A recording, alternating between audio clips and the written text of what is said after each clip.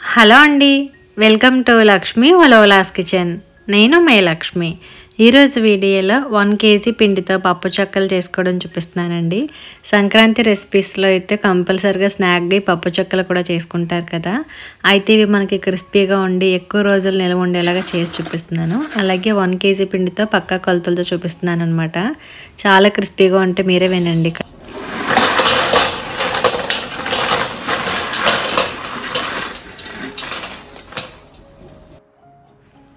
పండుగ అంటే పిల్లల దగ్గర నుంచి పెద్దల వరకు కూడా అందరూ ఈ పప్పు చెక్కలను ఇష్టపడతారు. ఎలా చేయాలో చూసే ముందుగా అయితే ఒకసారి వీడియోకి లైక్ చేసేయండి.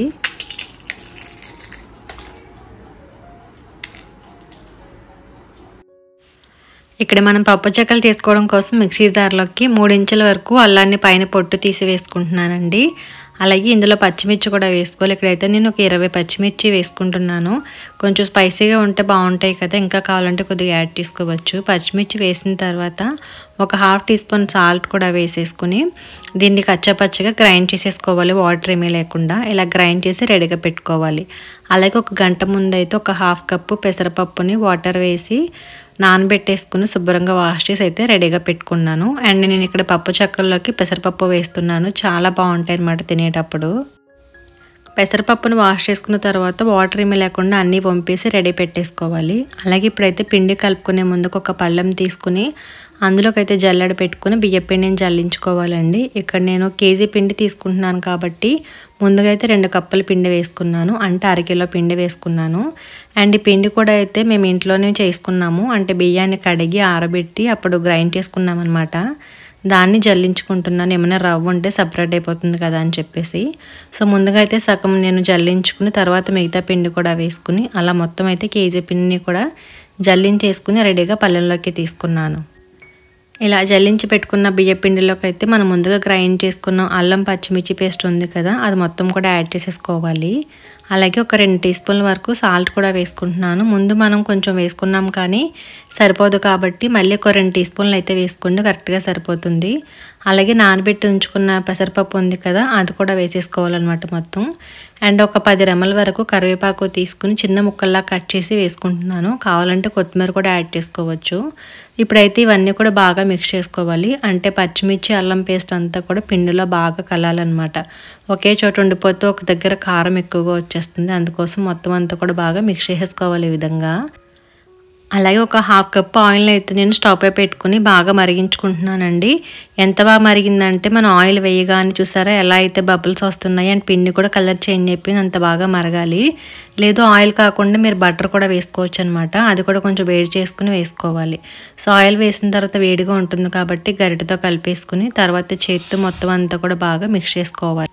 ఇలా మనం ఆయిల్ కలుపుకున్న తర్వాత చేతితో గట్టిగా పట్టుకుంటే ఇలా ఉండలా ఉంటే కనుక కరెక్ట్గా ఆయిల్ సరిపోయినట్టు. ఆ తర్వాత కొద్దిగా అయితే వాటర్ వేసుకుంటూ పిండిని మనం బాగా కలుపుకోవాలి. ఇంచుమించుగా అయితే నాకు కేజీ పిండికి ఒక 2 గ్లాసులు ఫుల్ గ్లాసులు అయితే వాటర్ పట్టేస్తుందని నేను చూపిస్తున్న గ్లాస్తో. అలా అని చెప్పి ఒకటేసారి వేసేసుకోకూడదు, కొంచెం కొంచెంగా వేసుకుంటూ అయితే పిండిని బాగా కలుపుకోవాలి. ఇలా 2 గ్లాసులు వాటర్ వేసిన తర్వాత కూడా ఇంకా వాటర్ పడతాయేమో అనిపిస్తుంది కానీ మనం వెంటనే వేసేసుకోకూడదు.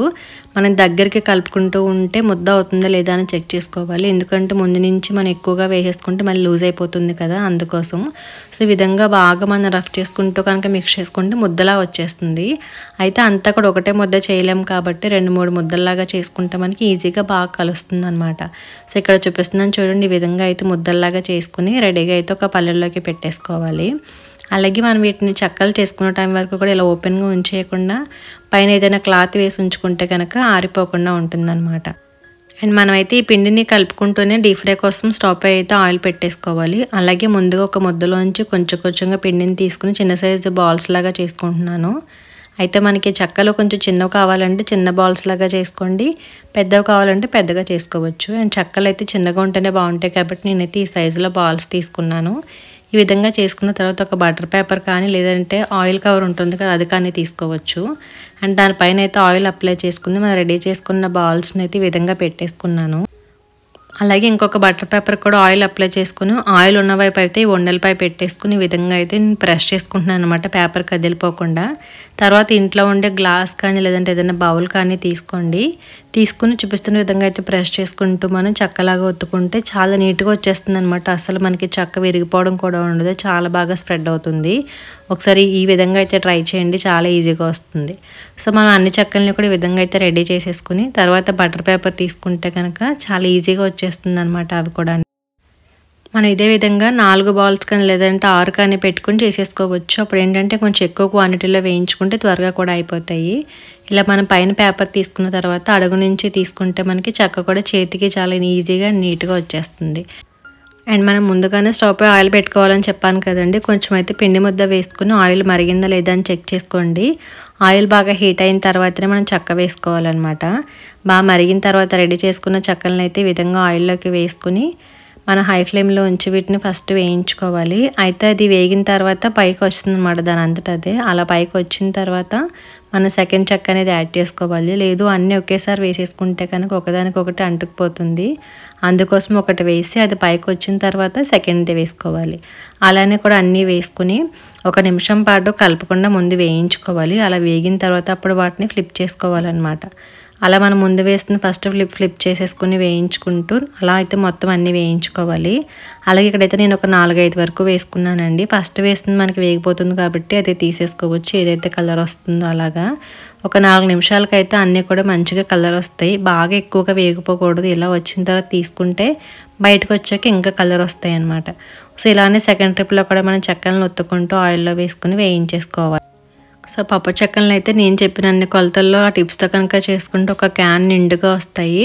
సో చాలా బాగుంటాయి అన్నమాట. మీరు కూడా ఈ సంక్రాంతికి ట్రై చేయండి. అలాగే మీకు ఎలా వచ్చాయనేది కూడా కామెంట్ చేయడం అయితే అసలు మర్చిపోకండి, చాలా గుల్లగా వస్తాయి అన్నమాట. అలాగే మీకు ఈ వీడియో కనుక నచ్చితే please like, share and subscribe to Lakshmi Vallula's kitchen. Thank you for watching.